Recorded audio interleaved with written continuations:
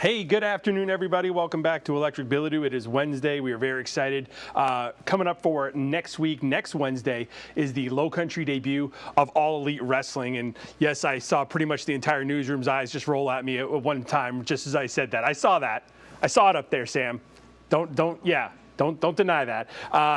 Anyway, though, we do have the AEW International Champion Orange Cassidy was nice enough to join me on Monday for a quick preview of the show. Here's what the International Champion had to say. Very excited. The AEW International Champion Orange Cassidy joins us on Electric Bilodeau this afternoon as AEW gets ready to make their first ever appearance in the Low Country coming up a week from Wednesday. Orange, how are you, man? Not as tired as I usually am. It's been a slower month than I usually have. So I'm just hanging out. I have the belt here too. So I don't know if everybody's gonna see this, but we can see it. I always bring it. I always have it with me at all times. I love it. Now that leads to one of my questions: the JanSport bag. Yes. Have you thought of upgrading that at all? I've had this JanSport backpack for over, well, I don't want to say how long, but it's been over 20 years. So it goes everywhere with me, just like my championship does. So it felt very fitting to have to keep my championship in it. I respect that. I wanted to talk about the year you've had. Coming off 2023, named one of the top 10 wrestlers in the country last year by PWI. You had the title for the majority of the year. Just coming off 2023, what was that year like for you? It was exhausting, and there was a lot going on, and my body was very sore. My body still is very sore. I'll never forget 2023 for the amount of times I've wrestled and the places I've been able to go. And it was a surreal experience, and I never really stopped to think about what I was doing because I just had to keep going. So there was no reflection time. So I had a couple of weeks now to reflect on 2023, and I just have to say it hurt. Is there a time or a moment that sticks out to you most? Was it wrestling at Wembley or winning the title back, or is there anything that really sticks out for you? Yeah. So I think the correct answer is Wembley because why not? That's one of the biggest wrestling shows ever, right? I think that's one of the biggest.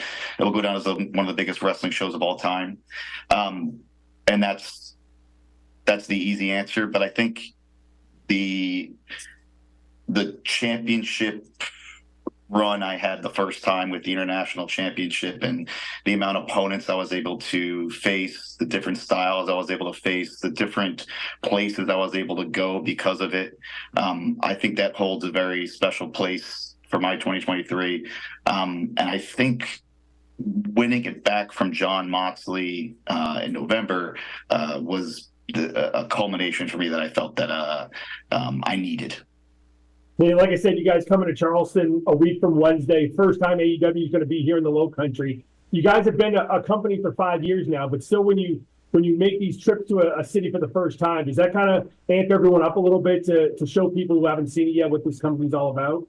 Yeah, it's crazy that we've been around for 5 years. We still have it, and there are still places like Charleston that are very good wrestling towns that I've wrestled before AEW, and it's always very exciting to go to these new places because the fans are definitely eager, and there is a different atmosphere with a brand new place than there is a place that we go to all the time.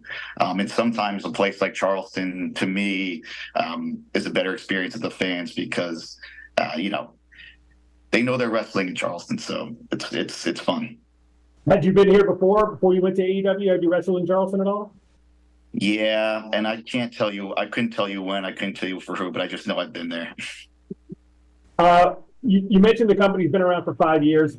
You've been there since the start. What's the biggest change you've seen in AEW since things started to where you guys are at now? I think the size of our company is the biggest change. I think that a lot of us see. When we started, it was, I don't even know how many, it was 30 members of the roster, maybe. I'm not sure exactly. But now we've almost tripled that And the fact that we only had one show on Wednesday for 2 hours, now we have 3 shows, and 2 of those are 2 hours, and one of them's 1 hour. It's quite remarkable at how quickly we grew, even during the pandemic. We were still able to keep going, and I think that's the biggest change from then to now. When was the point in your run in AEW when you really realized that you and this character were really over with the crowd, and not just something cute that got a quick laugh or something, but when people really were excited to see you every week? I don't know.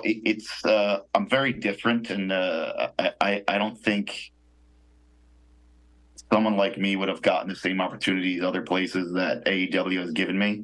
And I think from the very beginning, when I was just hanging around different places, I was hanging out under the ring or hanging out in the bathroom, and then matches would spill into the bathroom and I'd just be standing there. I think that's when I kind of knew, like, yeah, you know what, I'm going to keep doing what I'm doing and see if they like it. And AEW was brave enough to let me continue to do what I wanted to do. We're scheduled to have Chris Jericho come into the station next week right before the show. How important was that feud you had with Chris Jericho early on in AEW to helping you build to where you are now? I think it has everything to do with where I am now. I think that feud really made me understood what it would take to be consistent week after week after week, and face the top of the top people in professional wrestling. And Chris Jericho is absolutely one of those people. And I learned a lot, getting beat up and beating up him. So that really kicked it off for me, I think, to where I am now. I think one of the coolest parts of seeing your fans is all the fan artwork they make of you, and the people who dress up like you going to the shows. Just to see all that, I know you see a lot of it online too. What does that mean to you that these fans have really gravitated towards you over the last few years? It's probably the biggest compliment I think someone could get, especially when I go to meet and greets and I go to these towns and I talk to the fans and they say, I'm here and I brought my father or my mother or my sister or my significant other or whoever it is because they saw you and they wanted to come, and now I get to share professional wrestling with them, which is, the biggest compliment of bringing people together and then also getting new fans to professional wrestling. Before I let you go, I wanted to ask, I read somewhere that a part of this character is based off of Paul Rudd from Wet Hot American Summer. Would you say that's accurate? I don't know who that is. All right, fair enough. Have you ever seen the movie? Yeah, I love it. It's my favorite. I was going to say, when was the first time you saw that? 2001 when it came out, I think. And it's just something that resonated with you? It's a great movie, and it was nice to see someone on screen relate to who I am. Awesome. Well, Orange Cassidy bringing the International Championship with AEW here a week from Wednesday. We're really excited to have you here, and thank you so much for joining us. Thank you. All right, thanks so much to Orange Cassidy for joining us. AEW going to be over at the North Charleston Coliseum coming up a week from Wednesday, a week from today on January 17th. Still lots of tickets available. Now, we will be back here on Friday for the Friday Night Lights tailgate to get you ready for the weekend with college basketball and high school basketball. We'll be back here next Wednesday for another episode of Electric Bilodeau. Until then, everyone have a great week.